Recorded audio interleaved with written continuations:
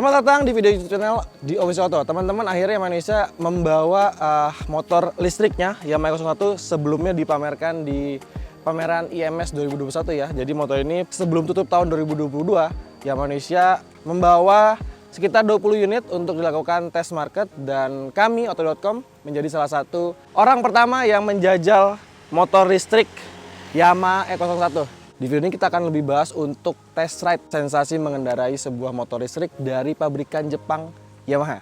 Teman-teman, ini dia test ride Yamaha E01.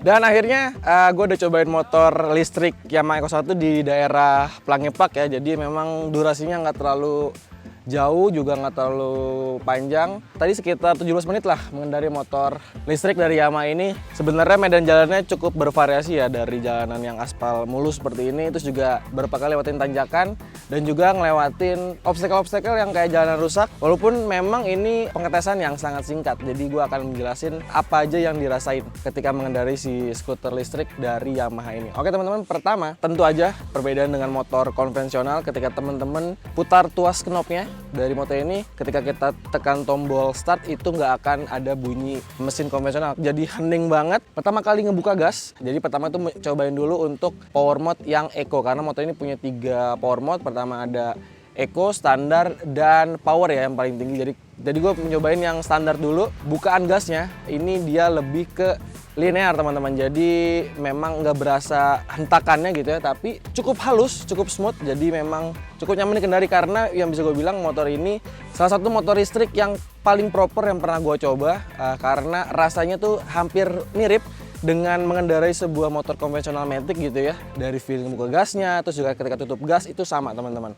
Karena beberapa motor listrik yang pernah gue coba itu seperti dalam tanda kutip kayak motor mainan gitu ya. Tapi ini Yamaha E01 dia dari rancang bangunnya, terus juga penempatan baterai tengah yang berpusat untuk memfokuskan center of gravity-nya. Terbukti ketika pakai motor ini untuk di jalanan yang memang tertutup gitu ya, ini menawarkan sebuah sensasi motor listrik yang menurut gua menyenangkan.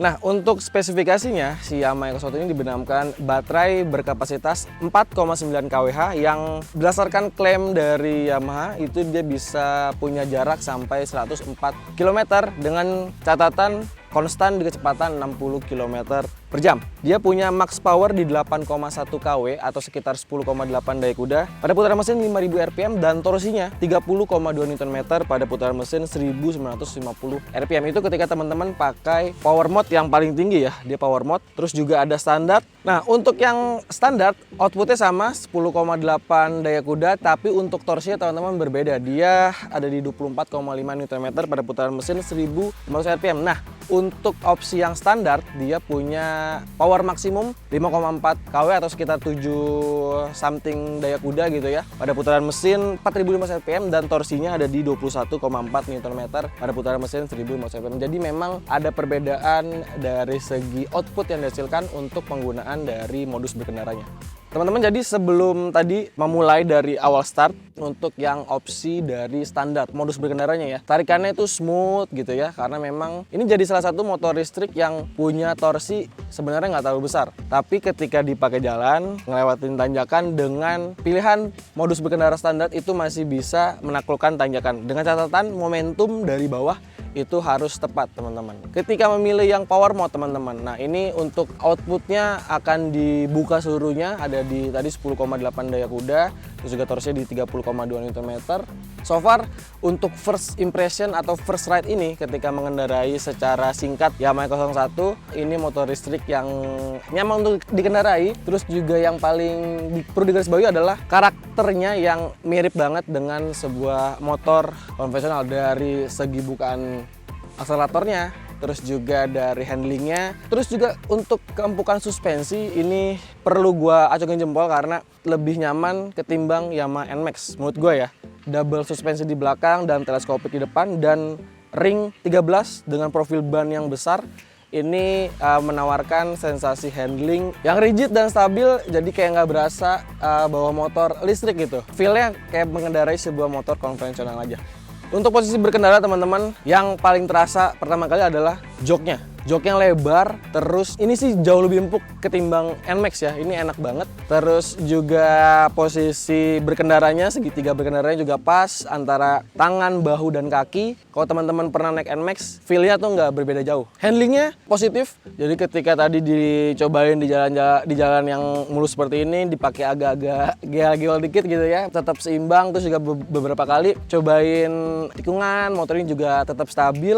Dan ngelewatin jalan rusak, memulai dari awal start, suspensinya cukup baik meredam getaran, jadi nggak terlalu capek lah untuk ke bagian bokong dan bahu ataupun tangan.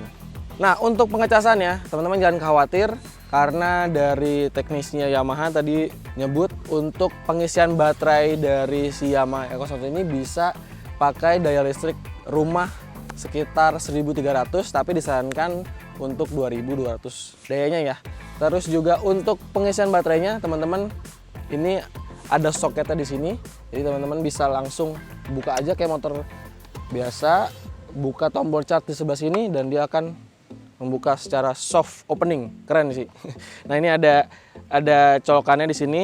Jadi untuk pengisiannya dia ada 3 metode ya teman-teman. Pertama ada fast charging, normal charging, dan juga portable. Normal charging mengisi pakai alat chargingnya yang tadi ada di sebelah sana. Terus juga untuk yang fast charging memang belum ada.